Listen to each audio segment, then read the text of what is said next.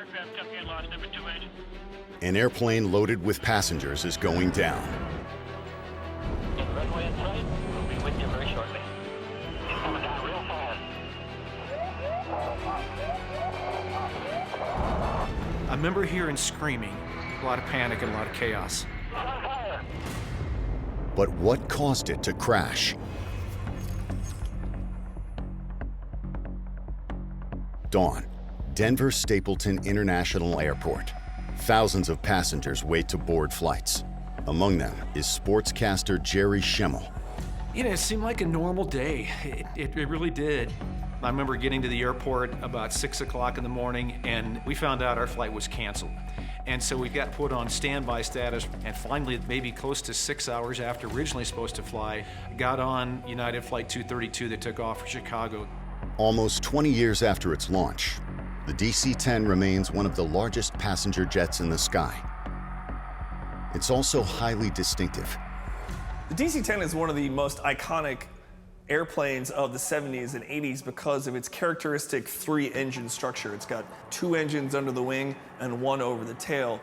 Today, as United Flight 232 leaves Denver, it's carrying 296 passengers and crew, but none of them know they're heading for disaster.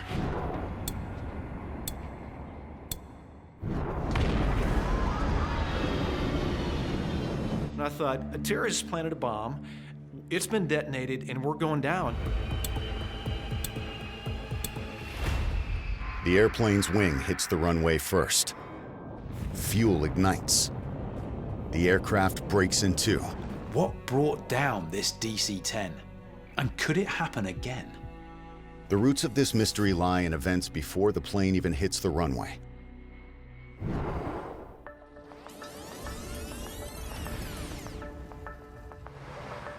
It's 1965. With the economy booming, air travel is growing fast, and passenger numbers are doubling every 10 years. In response, McDonnell Douglas designed the massive DC-10 to carry more customers. The DC-10 is a state-of-the-art aircraft, and its construction calls for the latest materials. One very strong metal in particular, titanium. It's perfect for jet engine parts, like a fan disc. Set deep inside the engine, a fan disc produces most of the thrust needed for flight. Spinning at 3,800 revolutions per minute, it experiences immense stress when in use, so it has to be tough. To construct aviation components out of titanium, you have to start with a raw material. This is called a billet. These are huge pieces of metal alloy, forged in extreme heat. Before shipping, each billet undergoes ultrasonic inspection to look for any defects. If there are defects within the billet, those defects get carried along into whatever component you're manufacturing.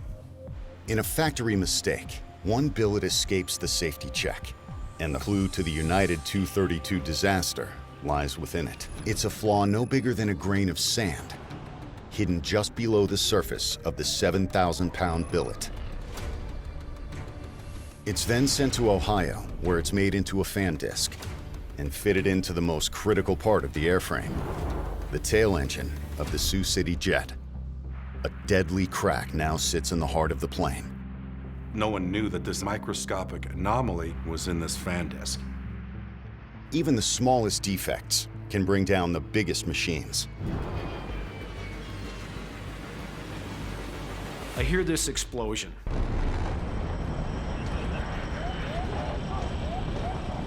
Pilots don't know what's going on, but something is very, very wrong with the aircraft. They quickly realize the explosion has taken out the tail engine. It came from the back of the plane. You could hear the explosion, feel it. You could feel the plane start to drop after that. I thought, wow, this is really serious. Even if one engine fails, the DC-10 should be able to fly with the other two. But this plane isn't responding. The pilots are unable to steer the plane, go up and down. They're basically powerless. Exploding shrapnel from the tail engine has cut through all 3 hydraulic systems.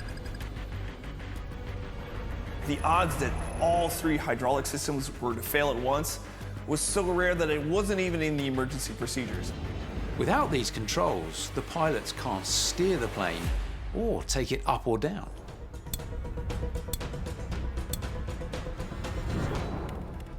The flight crew radio Minneapolis air traffic control for emergency assistance.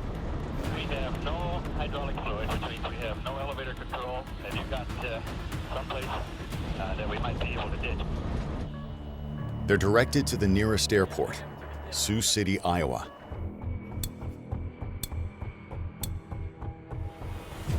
Pilot Captain Al Haynes fights to level the plane. The one thing that they do have control over is the throttles, which provides power to each of the engines under the wings. So the captain pulls back on the throttle on one side and ups the power on the other side, and this slowly brings the wings back into alignment. It works, and the captain regains a crude form of steering using just the throttles. But there's another problem. The captain now finds he can only make right-hand turns. We can only turn right, we can't turn left. United 232 Heavy, understand, sir. You can only make right turns? DC-10 training instructor Denny Fitch is sitting in first class. By coincidence, he's practiced this exact scenario on a flight simulator after hearing about a similar failure in Japan. He races to the cockpit to help and takes over the throttles as the pilots figure out their next move. The DC-10 begins a succession of circles over Iowa. With every turn to the right, it drops 1,500 feet. Emergency vehicles scramble for a crash landing. The equipment's here on the airport, standing by.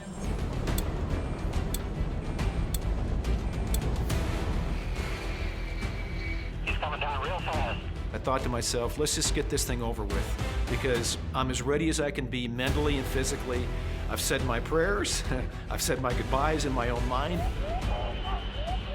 A normal DC-10 landing speed is 120 miles per hour, but this plane is approaching twice as fast. They're almost going to make the runway when all of a sudden,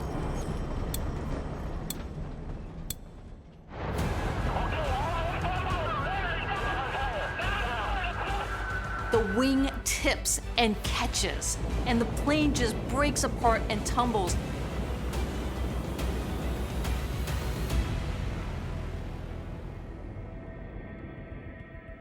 I'm looking around, I'm seeing bodies being thrown about. Some were out of their chairs, some were still strapped in their chairs. We bounced a couple times and started sliding and going forward. And the nose, the plane dug in the runway, and we flipped over end to end. Plane broke into big pieces at that point, and I just held on and slid upside down and backwards and finally came to a halt. What situation out there? I was getting ready to run away from the aircraft. I heard a baby crying back inside the wreckage, and I followed the cries. And by this time, we were almost completely full of smoke. I couldn't see anything, but I could hear the cries, and so I honed in on it, and I realized the crying is coming from inside an overhead bin in this plane. I find the latch, open the latch, lift the lid, and just sort of scoop the baby with one arm, and as soon as I grabbed her, she stopped crying. And then I just turned around, headed for that opening, and got outside the plane. Emergency crews swarm over the wreckage. 112 die. They find the 3 flight crew and Denny unconscious, but alive. Miraculously, 184 passengers and crew survived the impact.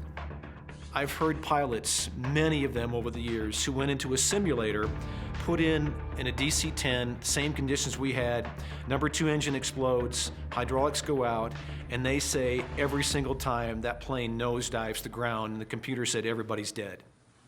And when I look at it today, 31 plus years later, I think we could not have had a better crew inside that cockpit to give us a shot at making this thing work and not everybody dying.